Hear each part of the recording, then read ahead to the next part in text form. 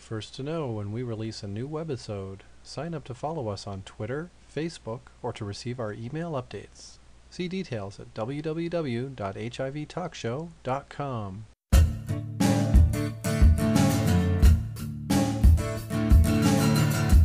What was it like being in the prison system? It was no fun. I was convicted on a secret indictment for a drug charge. I sold to an undercover, and this was my first time. I was 43 years old, and it wasn't that I didn't know what to expect, because I knew people who had been to prison. I heard the stories, Okay. so I knew what to expect and what to do and what not to do. What are the true stories, and what are the fake stories? The true stories are that you do mind your business, and you see and you don't see. I mean, that's even into the free world. I can remember growing up in the city in Boston and being trained that when you see something, you don't see it. You don't tell. When the police come around to ask questions, you don't know anything. And it's just the same as it in the system.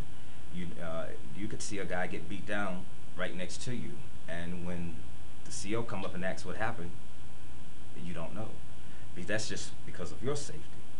You know, it's known as snitching. But those stories are true. You know, mind your business.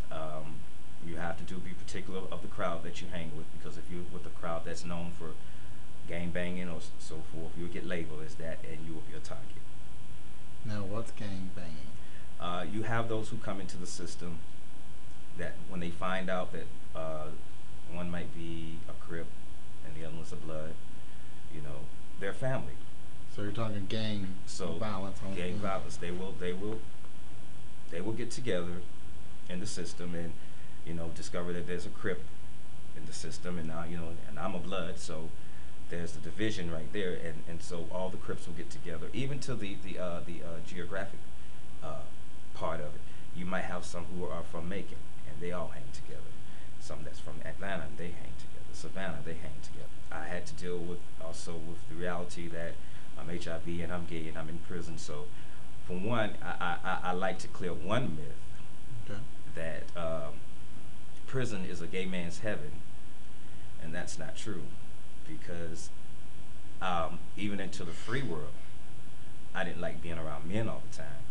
You know, I had females that were friends, and in the prison system, you'll be surprised being around men all day long. It's like a daycare, because you got so many different attitudes that you're dealing with. So it's not heaven. So everything you see in the movies, and you're thinking, "Oh, I would love that." That is not. That's the movies. That's the movies. Did you know you were positive going in to the? Oh yes, I've been positive for 20 years. So you were a long-term survivor. I'm a lifetime survivor. Oh, lifetime. I love it. Thank you. Lifetime Yes. survivor. Yes, lifetime. 20 years. Now, was your care? What do you think your care was in the prison system? I think that the medical system and the prison system does a really good job, considering how many people they have to deal with, and the different issues that they have to deal with, the medical issues. I would agree with that on as first. The amount of people that they have to deal with, which, like she said, there may be only one or two doctors there, and then even to one or two doctors or maybe one or two nurses, and they might be even fully knowledge about HIV.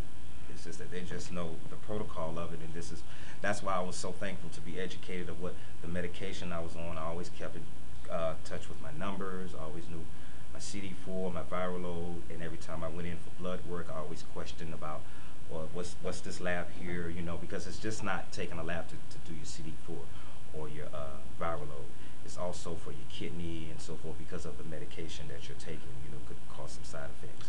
You're a lifetime survivor, so you knew your labs, you knew all that, and that goes back to why y'all are here.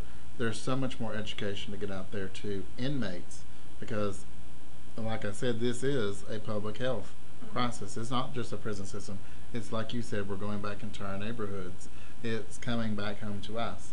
So that's important, and I think that was great that you went in, and I even teach a class to healthcare professionals, and that physicians and nurses and caregivers about HIV drug therapy and why that's important. So you knew your drug therapy, you knew why it was important. Yes. because I knew that early detection and knowing who your partner is really does prolong and save your life. Because I can't pinpoint the finger of where it started with me. And over the years, I've come to find out too that just being cautious and taking care of yourself prolongs your life.